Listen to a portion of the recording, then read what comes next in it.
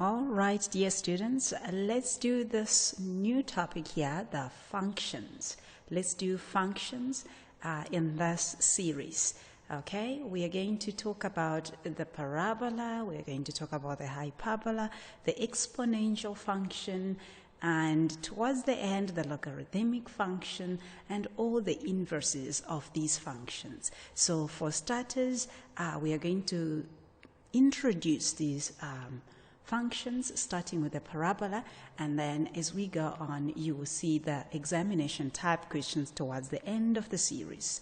All right, so here we are. I hope you enjoy this lesson, and here we are. Let's start with the parabola. So it is over here. So let's start with the parabola, and I would like to let you know that the parabola is actually the quadratic function. And we did the quadratic function already, and we know that the maximum power of x there is x squared. So to start with, the standard graph, the easiest graph of the parabola or the quadratic function is that of y is equal to x squared. So to get the idea of how the shape of the graph will look like, it will be fair to actually go through this table here. It's just that it's already done for you, but if you would like, you can pause for a second and plot these points on this table right here. So what it means is that if you put x of -2 into this function, you should be able to get 4, and everything, if you put -1, you should be able to get 1. So those are the coordinates to actually plot. So when you try to plot it, look, -2 will be over here. It's already it's already over there. It's in blue. So let me just do that. So it's right there, -2 and 4, and then this one is already here. Then we've got 0, 0, then 1 and 1 and 2 and 4. So the coordinates are already plotted. And to join them, we will have this beautiful shape that you are seeing here. So this is the shape of the parabola in actual fact. So we are going to see this shape. The only difference is that it is going to be stretched, it is going to be shifted up and down, and some things will change over there. So we are going to introduce what we call some parameters. And to this cute graph of ours right here, it may get fierce after some time, after it has been shifted many, many times. Otherwise, it was going to be just a very cute graph. And you see, just x squared, it just smiles and it looks cute there. So, well, let's go to the exact things. Now that you know the shape of a parabola, what else happens to it? Right, like I said, I promised you that there are going to be some shifting that is going to take place, some parameters that we're going to have. So we're going to actually move the graph of x squared from just y is equal to x squared to something, say, of this sort.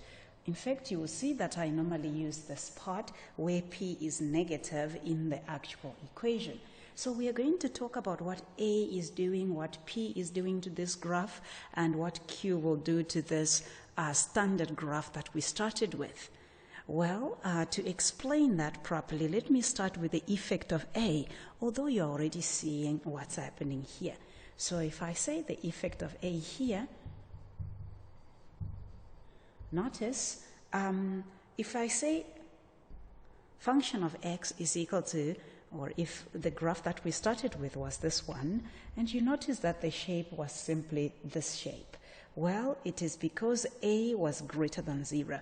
Please notice for all quadratic functions where a is greater than 0, the shape is going to be concave up like this. We say that this is a smiling face, so it is going to smile just like this one over here. So even if I were to draw the graph of 2x squared, I'm sure you will be able to notice that it will just smile as well, only it will become steeper, as I am going to explain right on your left-hand side over there, you'll see just now. Well, if A is negative, the graph will frown. In fact, the shape is already here. Notice the shape will be like this. So our graph will be reflected on the x-axis. You remember we had y is equal to x squared, which looked like that. And when you say minus x squared, it will look just down. So it's a reflection in along the x-axis, isn't it? So this is x squared, this is going to be negative x squared. So that is the effect of A generally.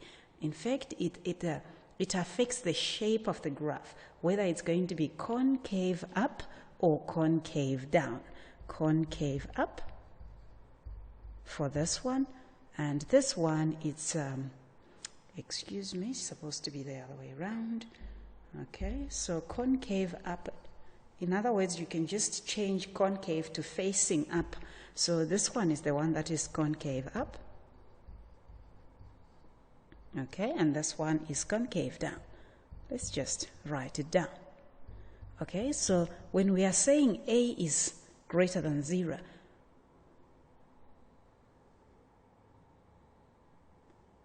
are you noticing something about your notes? Good.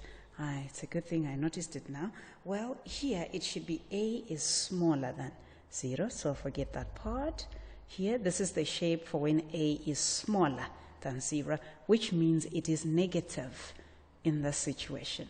And here, this is when A is greater than 0. We are saying it is positive here. Okay, so please don't get confused over there. Well, again, A affects the steepness of the curve. Well, so the greater the value of A, the steeper the curve. So it's going to be very easy for you to see if I come to the left-hand side here. Take a look. There is already the graph of y is equal to x squared, which is here in blue. So right here, this is the graph of y is equal to x squared, this one that we had at the beginning. There. Well, what happens if I just increase the value of A from 1 to something else? So as you can see, there is already a graph where A is 4. That is the red graph. As you can see, it becomes steeper, isn't it? It's steeper than the first one. So that is again the effect of A. This is just y is equal to x squared, and now this one is 4x squared. So if A gets bigger than before, the graph just gets steeper, goes towards the y-axis. It must be easy to see. Well, I don't have to explain this one, which is saying 1/4 of x squared, right? This one. You can see that it's very gentle, because A is smaller. It's 1/4 here, it's 1/4 x squared. So because it's smaller than 1, you can see that the graph is actually gentle, it's gentle compared to the one that is just x squared. All right, so that is the effect of A. It affects the shape and the steepness. The reason these ones are facing down, the ones that are dotted, is because, well, the A values are negative. Notice this graph right here is the graph which has y is equal to negative x squared. It's the exact reflection of y is equal to x squared along the x-axis here. So this will be y is equal to just negative x squared. And as you can see, if you increase the value of A, not the magnitude, just even when it's negative, like here, it's negative 4x squared. So it's becoming, the magnitude of A is increasing, so even the steepness here also increases. So it's important that you pick that up, although, well, the steepness is actually a relative thing. You can only see that the other one is steeper if there are at least 2 graphs. You see, if it is just one graph like this, which is just here, you cannot quite tell. You cannot compare the steepness to anything else. But if I say, well, this is the graph of, let's say 2x squared, what will be the graph of 4? How will the graph of 4x squared look like? Then you know that it should be steeper than that, isn't it? You would draw it inside like this. That will be the graph now of 4x squared. So please notice the effect of A. Very simple, really. We ought not to spend too much time here. So let's go now. There are other things to worry about. We said we wanted to talk about A in this equation, which says function of x is equal to A, x minus p squared plus q. We just finished talking about A. We just finished talking about it. We know it affects the shape and the steepness. If A is negative, it frowns. If A is positive, it smiles. So now let's talk about a different parameter, and let's talk about Q now. So Q actually is, it affects the vertical. It actually causes some vertical shifting. Okay, it will be a translation up and down. That's your Q right there. So I don't want you to lose sight of our first graph. At first we had a graph that was just like this, function of x or y is equal to x squared. Well, there are 2 points that I made sure that you take a look at. Look at this point, the turning point, and this one point which we're just calling 2 and 4. You see those 2 points? When we shift it, I want you to take a look at where they go. So they're already highlighted on your diagram, so you'll be able to see what's happening there. So when we say we are shifting it, we'll be shifting it up and down. That's the effect of Q. So say, for example, here on the second graph. Notice we are saying x squared, or rather, let me just talk about this one first. It will be easier to talk about the positive one rather than the negative. Okay, look at it. Let's go down to this one. How did we move from that one to this second one right here? As you can see, it's saying x squared plus 1. So the value of a, if you compare this equation to this equation over here, if you compare them, you will notice that a there is 1, and p, nothing was subtracted from x squared. So p is still 0. But as for q, you can see that in place of q, there is 1. It means that we have shifted this graph 1 unit down. 1 unit up. So we are going to shift the graph 1 unit up. So look as we shift this first graph right here until it looks like the one up there. So the point that was on 0, 0 here, if you shift it 1 unit up, it will come here where it is 0, 1, just like what we have shown here, isn't it? And then this point, which was on 2 and 4, if you shift it 1 unit up, it will still be on 2, but it will have gone to position 5 over there, as you are seeing over there. So as you can see, the graph has just been shifted. Let me erase those things so you can see clearly. The graph has just been shifted 1 unit up. It's very easy to see. The y-intercept now, this point, is exactly at 1. The turning point is moved from 0, 0 to 0, 1. That's what happens. So we have shifted it upwards for this first one. Well, this one, which I'm going to call the second one, again, look at it. How do we move from x squared to that one? Well, if it says x squared minus 2 like this, you are noticing that your q this time around, your q is negative 2. So you ought to just take this first graph 2 units down. Just pull it down 2 units, everything down. So this point, which was on 0, 0, as you can see, it is now here on negative 2. It has gone 2 units down. And this point that was once at 4 here, it is now at positive 2, which means we have shifted every coordinate 2 units down. As you can see, that will be the shape of the new graph that we get, and that is the effect of Q. It shifts the graph up and down. If Q is positive, it goes up. If Q is negative, it goes down. Just as simple as that. Keep that in mind. We are adding a few more things on the parameters, so keep looking. We have to talk about that P, In this equation, now you know that we say function of x is equal to a x minus p squared plus q. Well, we talked about q, we talked about a. Well, now I want you to take a look and see the difference between p and q, even the way we write. So it's a good thing that these pages are here together.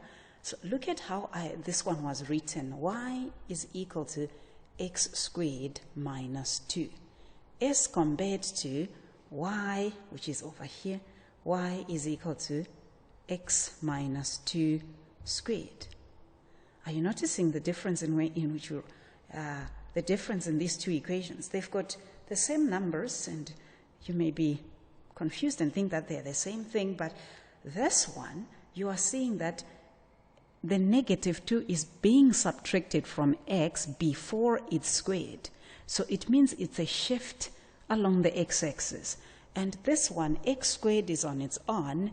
The negative 2 is subtracted way later, which means it's a shift in the y-axis. So if it's a shift in the x-axis, the number will be together with x in the bracket, inside the bracket. Whatever you put in there will be a shift in along the x-axis, okay? So in this situation, we are saying P is a horizontal shift. It is a horizontal shift. It's a shift in the x-axis. So keep that in mind. It's a translation. We'll be moving these graphs.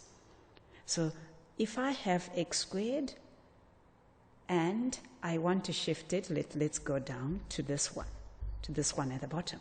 We want to take this shape here, and what do you think should happen if we want to shift it all the way to this one? As you can see, the only difference between this number 1 here and this one, which we are calling number 2, is that this graph was shifted to the right. And according to what we are seeing here, this point was shifted from there to there. So it went 2 units to the right. So notice if it goes 2 units to the right, look at this equation here. It's saying x minus 2 squared. So I think you're already picking it up that if it says minus inside the bracket, it means you are moving 2 units to the right if there is a negative over there. So good stuff. So here you can see the shift. It moved from there 2 units to that side. Everything else was shifted 2 units to the right. Even this coordinate, did you remember it was at 2 and 4? But now, as you have noticed, it moved from here all the way to there. So it also shifted, and this coordinate, I don't think you can see it clearly, but if you just shift it 2 units to the right, you will notice that that coordinate is at 4 and 4. So it's very simple when you're looking at these coordinates here. This point that was at 0, 0, it has shifted all the way to 2 and 0. It's just 2 units to the right, generally. And this 2 is now a 4, which means you have shifted 2 units to the right. So if there is a minus here, you go to the right. So I don't have to explain too much. If there is a plus now, notice, if there is a plus, you are actually going to move 1 unit to the left. As you can see, here is the shift. So the turning point was once at the origin, it shifted 1 unit to the right. Everything shifted 1 unit to the right. This coordinate, which was once at 2, it was over there, it shifted in that direction as well, which means we have shifted to the left. Oh, I hope I was saying to the left all this time. So I may have to start thinking which one is left, right, left. Okay, well, to the left, if it is a plus. So it stands to reason. So if I say the graph of x plus 2 squared, if I ask you to sketch it, I expect you to just say, oh, that is a shift of the graph of x squared.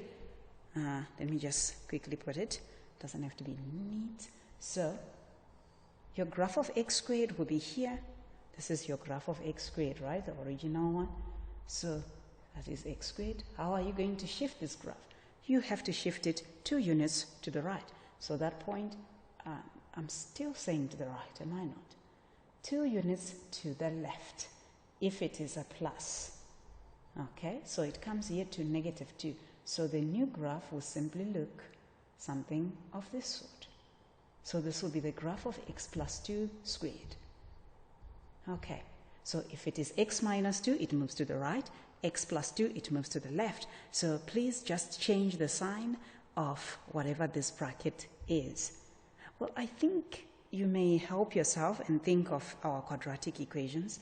You know, if I have this equation, let me just see if I can just show you something. Notice, let's say this was our equation that we were solving. What was going to be our 2 values here, our 2 answers? I think you're saying x is equal to 3 or x is equal to -2. So it's the same here. So if you want to have a bracket, if these were your answers, if x is equal to -2 was your answer, it means your bracket was supposed to be x plus 2. And if x is equal to 3 is your answer, it means your bracket should be x minus 3. So the same occurs on these equations that we are talking about. Okay, it's important. So I thought, let me just show you some solutions to the investigation that we once did with the previous grades. It's the same thing. So look at these shifts here. They had to actually do this investigation where they are drawing the graphs of x squared and the graph of x minus 1 squared, x minus 2 squared, and x minus 3 squared, and see what was happening. Well, these were the respective y values to plot, and those up there were the x values. Well, you can get those ones with your calculator. You don't have to do the investigation. You can just look at the solution to the investigation. I think you know. If we say x minus 1, it means we have to be moving 1 unit to the right. And if you're looking at it, let's find the one that moved 1 unit to the right, and that should be this one, right here. The turning point is moved 1 unit to the right. This must be the graph of x minus 1 squared. And if I say the graph of x, let's go for x minus 3 squared. How many units and in which direction? And of course, you're saying it's 3 units to the right. So which graph moved from 0 all the way to 3? It is this graph. So this must be the graph of, this graph right here is the graph of x minus 3 squared. As you can see, it is very correct. So, well, that is the investigation they did, and of course you're seeing how accurate it was. That is just good for you to just know how these things work. And what if we are moving to the left? We were moving to the right now because it was saying minus. So if I say x minus 7 squared, I'm sure you will know that the turning point will be at 7, just somewhere at 7. And then you're not going to worry about this point here will be 7 and 0. I think you're seeing why I'm saying so, isn't it? That will be the graph of that. So you should now be comfortable doing stuff like this. Well, if we move to the left, I got it right. If we move to the left, it should look something of this sort. They did their experiment already. So if you say x plus 2 squared, try to find the graph of x plus 2 squared, or think about it yourself. In which direction have we shifted? And you will say that we have shifted 2 units to the left. Yes, it's to the left. So definitely it will be, the turning point will be here at -2. It would definitely be this graph over here. So this is the graph of x plus 2 squared. So I think you're grasping the concept of moving. So when it comes to P, it indicates the horizontal shift. If it's Q, it indicates the vertical shift. And A tells us about the shape of the graph and the steepness. And that is all there is to the quadratic or the parabola. So it's just that now you have to be able to put these effects in one graph, not one by one, all together in one. So let's go and try to do that together. Well, now that we know the effect of A, we know the effect of P, we know the effect of Q, now let's apply that to these 2 equations that I put for us. I want us to be able to put these properties into place. I want us to talk about these properties and to say them for each function, each of these functions. So I'm going to start slowly. Let me start with that one. We are not going to be too in a big hurry. So I'm going to put the y-axis and the x-axis for starters and ask you, what is in place of P this time around? Or what is the A value in this graph? Let me do it. So if I put it directly here, some of you may fail to see. Here is your negative. What that negative means is that this graph should be like this. Right? Let's say this is where it is. You are thinking of the graph of minus x squared, for starters. Let's shift it until it looks exactly like this. What should happen after that? Well, this minus 3 here, let me talk about this part. It means move that graph 3 units to the right. So let me go ahead and move it 3 units to the right. So this point, which was on 0, 0, will now be at that point. So there, now that one is the graph of x minus 3 squared. I'm not done. I wasn't asked to draw a graph of x minus 3 squared. I was asked to draw a graph of x minus 3 squared plus 4. And you know that 4 happens to be a q value. And since it's a q value, you know that it's a shift up and down. So in this situation, you are expected to shift that same graph 4 units up. So it's about the turning point. Move it from where it is. Remember, it was now at 3, right? Move it 4 units up. So I'm going to just put it there because of space. So if I put it there and I say that is the place where it's 4, this coordinate, this graph will now look, it shouldn't change its shape. The shape has not changed. It will just look something of that sort. So as you can see, this point will now be at 3 and 4. I hope you were looking and seeing what these things are. In fact, to simplify your life, let me just let you know that the turning point of these graphs, if the equation is in this format here, let's remove that highlighted thing. Well, if the equation is in that format, just know that the turning point is at P and Q.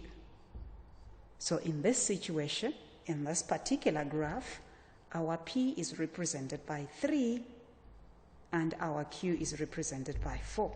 Just like how we figured it out by translating up here. Okay? So let's go ahead and put the coordinate 3. Let me just say this is where 3 is, and this is where 4 is, and therefore the coordinate I want will be over there. That will be the turning point of that graph. And I know it's going to frown. I know the shape is going to be like this, but you see, because I am actually sketching this graph, I don't want to carry on so far because I don't know where it is going to actually cut the y-axis and also the x-axis. So that is another thing you have to watch out for. We call those ones the critical points. Now that you know how to get the turning points, you should be able to get what we call the intercepts. So say, for example, you want to get the y-intercept. You will see that in a few, I'll show you those notes. The y-intercept, you just make x0 here. So let's go ahead and do it. So I'm going to get to do that. Okay, so I think that'll be 9. It's negative here. So it's negative 9 because of this negative, right? Plus 4. So it'll be at negative 5. So now I know that this graph is actually supposed to be something of this sort. So that is going to be the proper way of doing that. So at this point, I can actually now sketch the graph without my x-intercept like this. I can go ahead and sketch it. Well, and I just figured a few minutes ago that that should be negative 5. And the turning points are right here. So you already have 2 things that are very important in a parabola. That is your y-intercept and your turning points. Well, you also need to know these points here. They are called the x-intercepts. You can see that is when the graph cuts the x-axis. And if you want to get the x-intercepts, as you will see in a few, you should just make y0. So what I mean is that just solve this equation which says 0 in place of y, and then you carry on like this. Okay? So for this particular sum, I'm just going to expand this one. I think I lost my negative there. There should be a negative.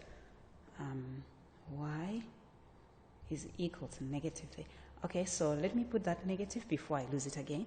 If we FOIL that one, it's an easy task. Okay, and then this one is plus 4. So I am going to just go about it the long way. I'm letting the negative into the bracket, right? And it is going to be minus 9 plus 4. You see, negative 9 plus 4. Let me just write it as negative 5. for the sake of time. And normally when you're factorizing, I prefer that you let the one that is, you let x squared be positive, so your factorization will be better, okay? Like this. Now at this point, you can easily get the factors of 5 that will give you -6 when you add, because you can say that is -5 and -1. Your x will now be 5, or your x is 1. So you can see you got your 2x intercepts, and remember we say that they are for this point here, so this point it must be the one that is 1, and that point must be the one that is 5. So as you can see, we are using the fact that we understand A, P, and Q to actually sketch these graphs and get everything else that is required about it. So that's a full-on graph, and as you are noticing here, everything has been calculated. Well, but before we go, I just want to show you something interesting. Look at this. Look at the x-intercepts. It is 1 here, okay, and also 5. So if you say 1 plus 5 divided by 2, you're going to get 3, isn't it? And notice 3 happens to be the x value of the turning point. So next time, if you have your x-intercepts and you really want to get your turning point, just get the midpoint of the x values. You add them and you divide by 2. It's a good skill that we are going to use as we go. Well, I'm going to talk about these two things before I go to the second. You see, you are supposed to be able to give me the domain. In fact, let's talk about the axis of symmetry, the domain, and the range. Firstly, understand what the axis of symmetry is. Well, if I just say it maybe in a short sentence, I'll say that's the line that divides that into equal halves. It divides your function into equal halves. But if you look at your definition over here, you're noticing that I gave you a good definition. It is a line that divides the graph into 2 identical halves and about which a function is symmetrical. So I want you to know that in a parabola, the axis of symmetry cuts right through the turning point. It's a vertical line that cuts right through, like this. Let me show you. That one right there will be the axis of symmetry so that would be the axis of symmetry cutting right through the midpoint, and it should cut exactly where 3 is. So this one, the equation of a vertical line, you know that it's given by saying x is equal to, well, that would be the axis of symmetry there. It will be at x is equal to 3. That will be the equation of the axis of symmetry. And the domain for these things is actually very simple. It's just all the x values are included. As you can see, these graphs will carry on, and if we had enough space, it was going to carry on and was going to take all the x values to the left and all the x values to the right. So it means all the values of x are included in these graphs. So if I wanted the domain, in fact, for all the quadratic functions we are going to do, you will notice that x is an element of real numbers, is just the domain we are going to use. And if I now want the range of this graph, now it's a different story. The range is affected by the turning point. So you have to go to the turning point, and that is where you are going to reason to figure out the range. So look at it, our turning point is at 3 and 4 over there. That value is 4. So because that value is 4 right here, that since it's frowning, that is the maximum value that this function can take. So 4 is the limit right there. It can be 4 but nothing above. So how do you write that? You say y can be smaller than or equal to 4. So you first of all mention how it's an element of real numbers, and then say, but y should be smaller than or equal to 4. Other than that, everything else won't be included. So please people, this is the domain and the range of this particular graph. Well, I want you to do the same for this one. What I just did with that function, can you do it with this particular one? When we want to see how A, P, Q will affect everything that we do. So firstly, let's do it slowly. Here is your, maybe you are the one trying to do it. Firstly, you are seeing there is A of 1 here. So you are thinking, well, this graph should be like this. It should smile. What else happened to it? This is happening in your head maybe. You are seeing how it has been shifted 1 unit to the right. So you know that this graph has to be somewhat like this. You have shifted it 1 unit to the right, but that's not enough. You also have to shift it 4 units down. So this green graph has to go down 4 units. So if you move it, remember this was at 1, 0. So you have to move it, this point, 4 units down, maybe it will be over here. And now it will still be at 1, but now at -4. So that will be the way the new graph will look like. So I'm just assuming that it should look something of that sort. It's dangerous to continue to go this way when you're not sure what's your y-intercept and your x-intercept. So I'm just not going to do that for the love of math. Okay, so let me just draw it short because I'm not sure where my y-intercept should be at this point. So this is going to generally be the shape of this graph function of x that we are looking for. But we are not going to draw it like that now, are we? We are going to show everything, and we want it to look just as good as any other graph. So let's go ahead and actually have the one plotted on the y-axis and on the x-axis. Let's do this now. Well, let me take that. Let me call that one the y. Don't like it when it does that, but okay.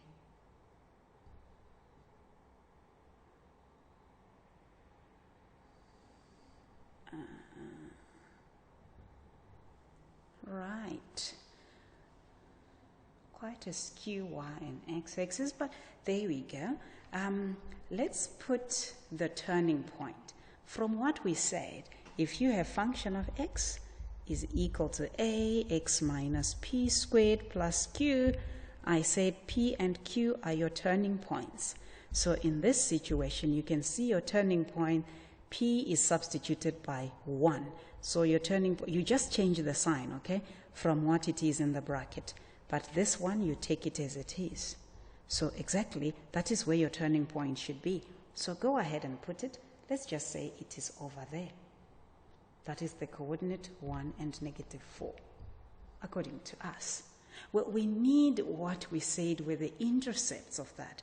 So I'm going to work those out at the bottom here. Let's start with, why don't we start with the x-intercept? Because it's usually the troublesome one to others. Well, I did it differently the previous time. This time around, I want to do it this way. You know that you have to make y 0, right? So I'm going to go ahead and do so. 0 is equal to x minus 1 squared minus 4. So I'm not going to FOIL this bracket here like I did before. I'm going to keep it, but take 4 to the other side, and then take the square root both sides. If you take the square root of 4, you'll get plus or minus 2. Remember that, and then this will be equal to x minus 1 when you take the square root. So when you get your answers for x, you just have to take 1 to the other side.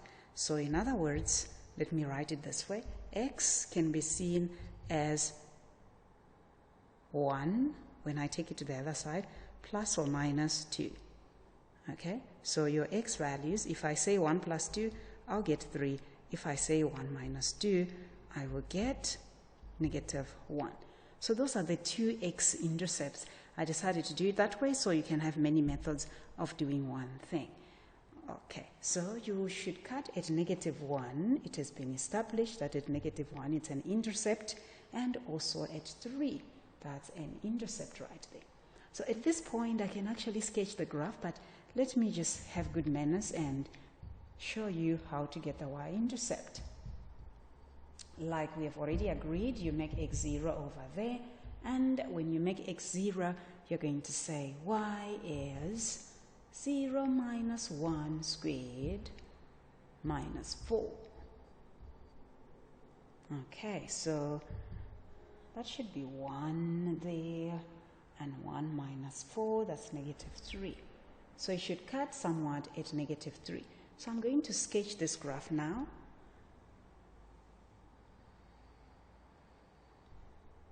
I should not fail to turn here. Much better. Okay, it carries on and it carries on. So you can see, because A is positive, the graph is smiling like nobody's business there. So those are the points, and we just calculated that one to be negative 3, so good for us. Well, that's what we agreed. And if I ask you for the equation of the axis of symmetry, what will you say? What will you say? Let's give you a second to think. Okay, I'm sure you're done thinking since I'm done writing. So I said the axis of symmetry is a line that cuts this graph into 2 equal halves. So the axis of symmetry will be that line over there. So this line is the axis of symmetry this time. And since it's a vertical line, I said that the equation thereof is given by x is equal to the value of x at the turning point. In fact, it's x is equal to p, that's the axis of symmetry. You can just write it or think of it as x is equal to p. So in this situation, it's x is equal to 1. X is equal to 1, because 1 is the coordinate of the turning point, the x coordinate of the turning point. Well, another thing that I taught you how to do is the domain. This one, you don't switch on your brain. You just go for it. If we are here, it's x is an element of real numbers. Everything is included. But as for the range, you have to be careful. You think a little here. The turning point is where you look at the y value, or let me just rather say, you have to look at what the value of q is. So in this situation, q is negative 4, and this graph is smiling, it's concave up. Well, it means whatever this value is at the turning point is the minimum value it can take. So if it's concave up, this one will be the minimum. If it is concave down, this one is the maximum that it can take. Okay? And this one here is the minimum. Right? So when you write when it's the minimum, you have to give the domain by saying y is an element of, you give the range by saying y is an element of real numbers, and y has got to be greater than that minimum, greater than or equal to that minimum, which is, in this situation, it's negative 4. So as you can see, I think you're grasping the concept of how these functions work and how the domain and the range is included, including the axis of symmetry. I'm having fun doing this. Let's have a bit more. Now, as you can see, this parabola of ours, we moved from function of x is equal to ax squared, rather ax minus p squared plus q. And we moved from there, and we had graphs, or we actually, you can expand this. Let's find a place where we expand it. Do you see something here? Here.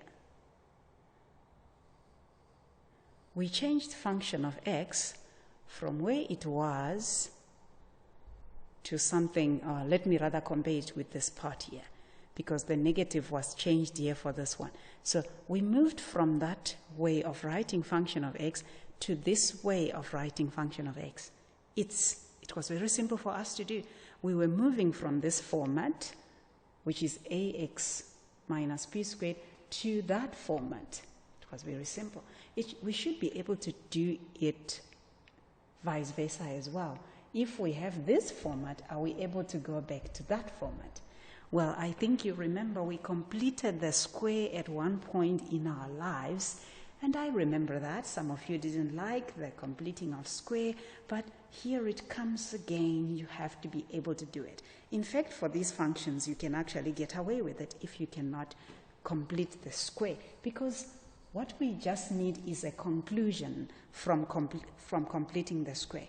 And the conclusion we get after completing the square is that the x-coordinate of the axis of symmetry is given by that formula. If you have the equation such as this one, which is exactly this one, let me just put some random equation here. If I say x minus 3 squared, let's say plus 6, if at that point, one person can quickly just give us the turning point and say, well, the turning point here, the coordinate is 3 and 6. Can you see? You can see that very fast. But what happens if your graph is like this now? You cannot see your turning point right away, so you have to actually either complete the square, which I know some of you do not like, or use the deduction from completing the square. Well, I know that I have curious minds. That is why I put this one for you. Those curious minds that wonder, what did we deduce from completing the square here? Look at it. If we have y is equal to x squared, ax squared plus bx plus c, you can complete the square, suit yourself in your own time. Complete the square, and this is where you will get. So if you compare this last equation to the equation that says a x minus p squared plus q, you are noticing that in place of p, in place of this p here, there is this part here. It's just that here there is a negative, so you have to also put a negative. So you are noticing that b over 2a is in place of minus p, isn't it? You are noticing that minus p is equal to b over 2a here when you're comparing. So if you just want p, you have to just say minus b over 2a. Well, we were going to use this for q. This is in place of q. Please notice that. But this is also a long way of calculating q. We instead, at times, if we just want q, which is the y value of the turning point, we can just substitute into the we substitute the x value we get into the original equation. So please, if you're not quite getting this whole thing here, don't bother yourself. All you need to remember, all that we are going to need there is this part where you actually just use minus b over 2a. Let's go ahead and do it. Let's say I wanted the turning point of this graph. What was I going to do? I was going to first of all just say, well, to get x, I have to say minus b over 2a. And your b in this particular situation does look like I highlighted it already. So b is positive 8. So you have to say negative 8 over 2 by a. In this situation, your a happens to be 2 right there. So you have to put a 2 there. So to get your x value, it's very simple now to just say minus 8 divided by 4. You will get your negative 2. Okay? So that is the value of the turning point, actually. The x value of the turning point. So it is at negative 2. But how do you get the y coordinate? Like I said, substitute, or you have that statement in bold here, substitute the x value you got into the original. So go ahead and do all this. So you substitute it into this equation here.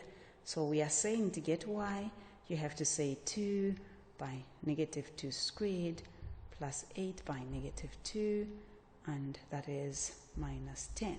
So go ahead and get the y value. So let's use our calculators here. It should be easy to do. Okay, according to me, you should be getting negative 18 So I hope that is what you're getting as well. So that is our turning point for this graph. We already know where the turning point is, although the graph is given in the form ax squared plus bx plus c.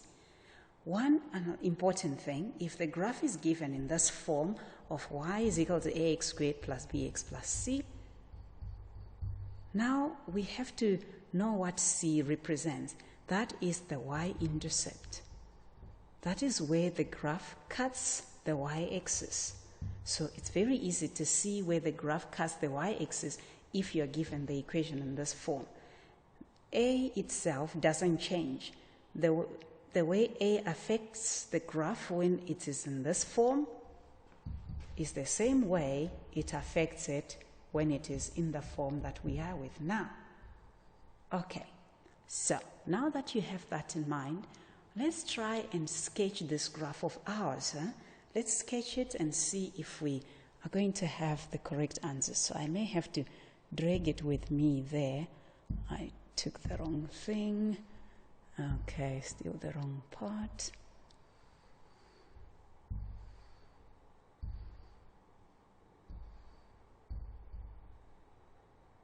Oh my. Okay, so here it is. We now know the turning points. Don't forget, our turning points are at -2 and 18, -18. When we start looking for them everywhere, we may not find them. Well, let's get the x-intercepts. To get the x-intercepts, what do we do? Do you still remember what we do? You just go ahead and make y 0. Let's go on 0. 2x squared plus 8x minus 8 minus 10, divide by 2, x squared plus 4x minus 5. Factorize, 2 brackets. 2 numbers we multiply to get 5. When we add, we get 4. It's actually -5, so one of them should be negative. The bigger one should be positive, so it should be +5 and -1. So as you can see, our x-intercepts will be -5, or x is equal to +1. Were you listening when I told you how to get the y-intercept? This time you just look at it. You don't have to even put 0. If you put x of 0 there and x of 0 there, you'll just be left with that one.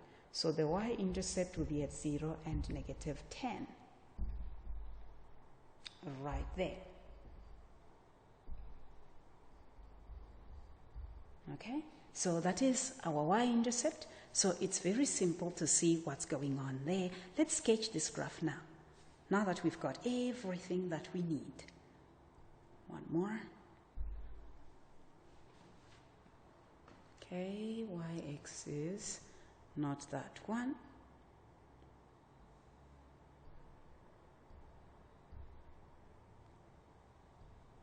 Okay, rather this.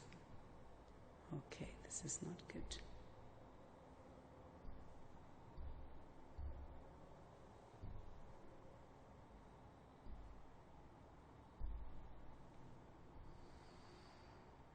There we go, finally.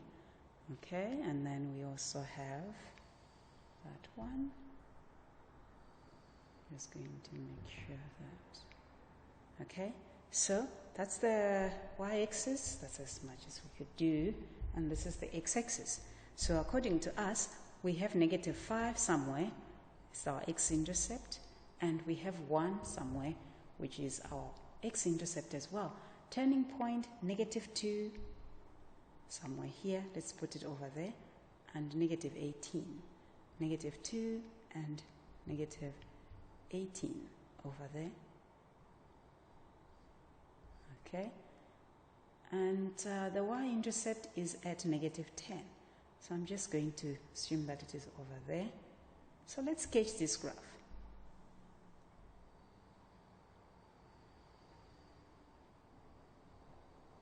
Oh, I missed my one. Let's put it there.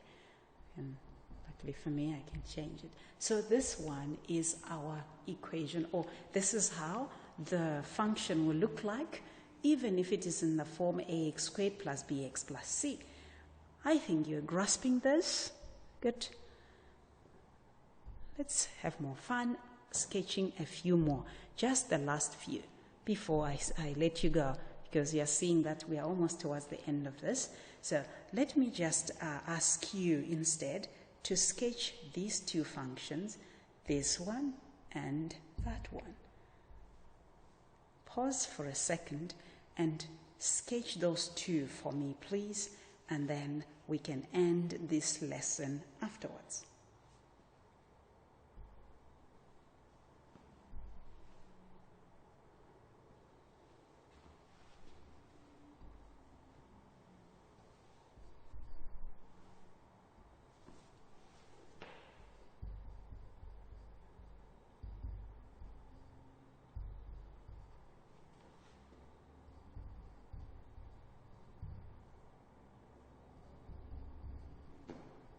Okay, so some things are clear to you.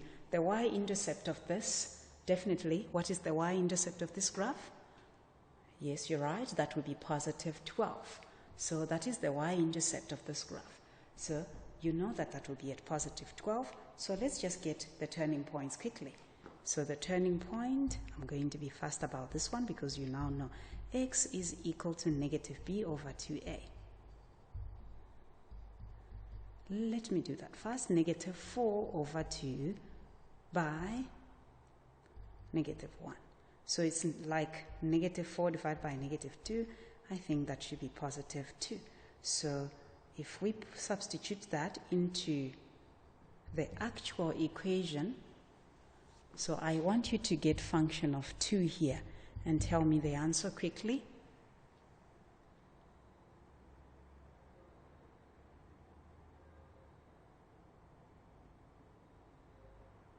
Okay, I am getting 16.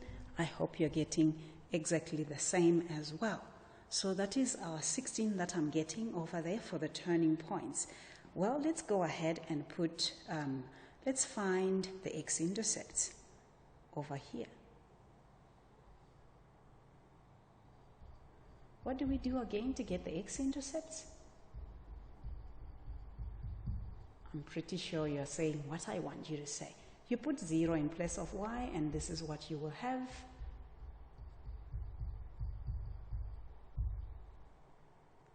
So now your x squared will be like this now.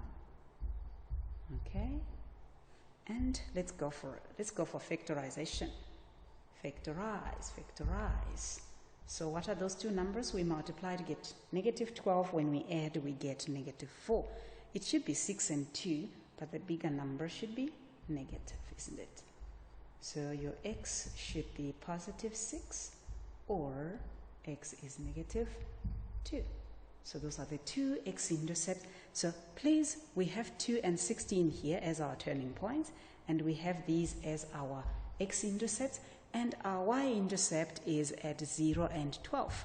We don't think much about that one, especially if the equation is in this form. So it will be at 0 and 12. So let's sketch that graph now and see how it should look like. So let's go to negative 2. I'll put it over there. That's the x-intercept. Let's go to 6. I'll put it over there.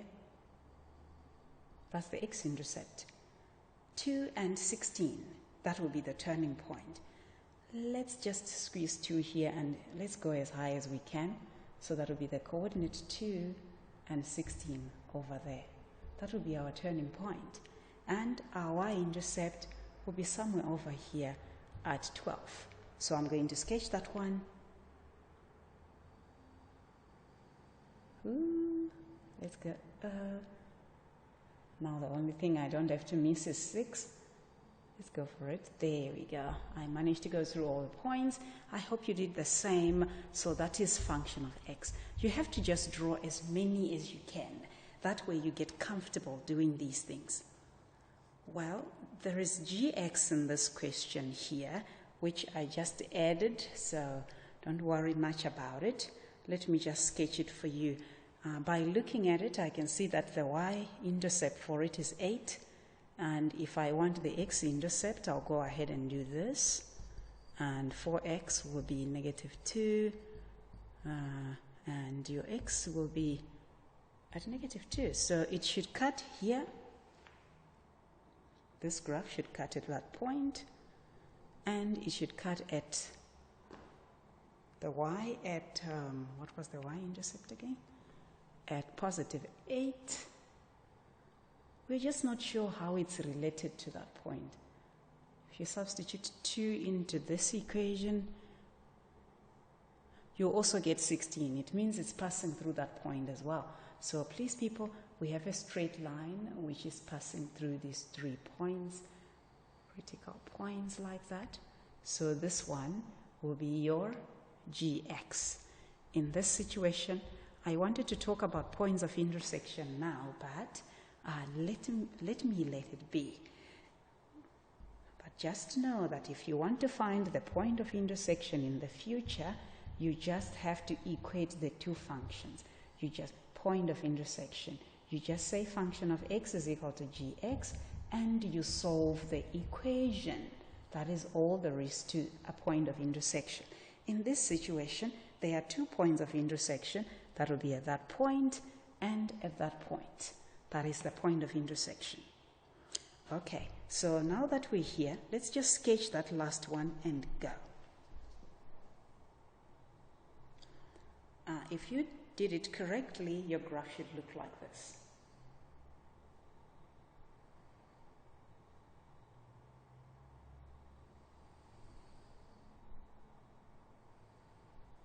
Okay, I think everyone can see that the turning point for that one, for that graph, at this point you can easily see where your turning point is.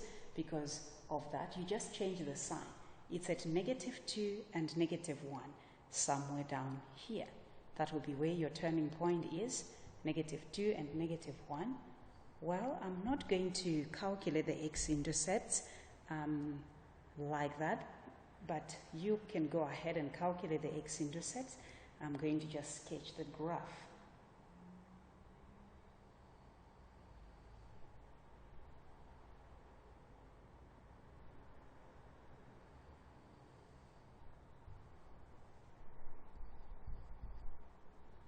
If you do it correctly, this point, the y-intercept should be on 15 over there. This point should be on 15 if you did it correctly.